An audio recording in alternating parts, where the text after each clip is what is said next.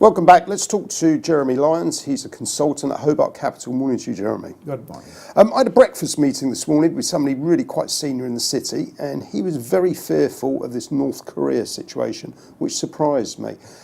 Is that as scary as the Labour having their conference down in Brighton and people queuing up to see Mr. Corbyn? Yes. The Korean situation is totally unpredictable, and the markets have just sort of frozen, really, with what could happen. I mean, what could happen is there'll be a few guns going off, and as far as we're concerned in the Western world, there'll be a few more beautiful Samsung telephones, a few Samsung washing machines, and wonderful companies that they have over there. So we'll interrupt that thing.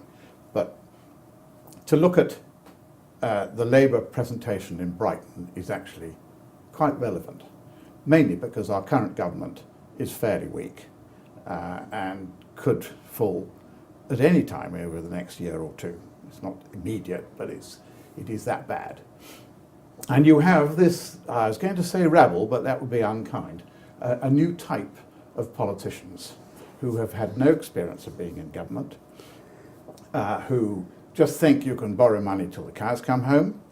In fact, that's what came over only yesterday, that they want to buy in the government borrowings for hospitals and schools and things. And they just think money grows on trees. Well, it won't, because the markets will put that right. And very quickly, the confidence in the currency itself will fall very dramatically. Markets do adjust very quickly to threats and to worries, particularly of a political kind.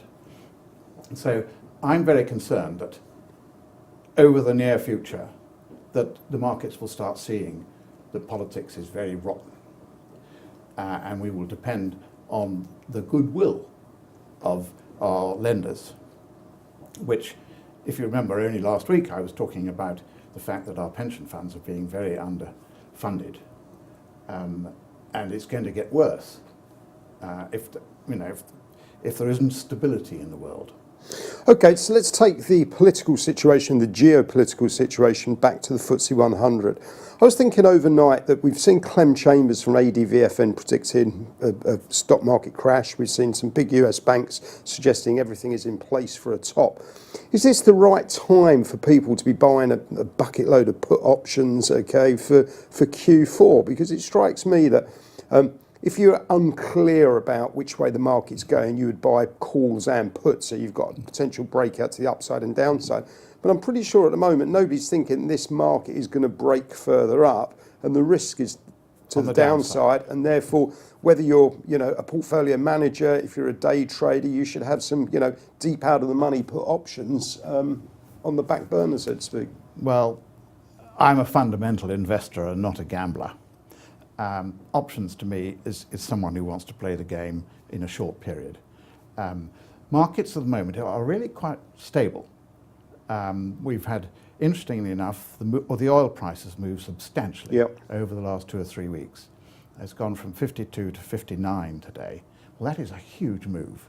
And that is unstabling in some ways because it puts costs up and puts inflation on the barrel again. I feel that, as I said before, markets in October are normally pretty bumpy. And we're coming into just that season now where we're looking at the year end of December when balance sheets have to be adjusted for reports. And they begin to start worrying about, where are we going to finish off? And I think we're going to have a very bumpy period in October coming up to November. Well, just to wrap up, I'm going to say I don't think buying some out-of-the-money put options at this point in time is gambling. I think that's sensible investment portfolio management. Jeremy, thank you very much indeed. Thank you.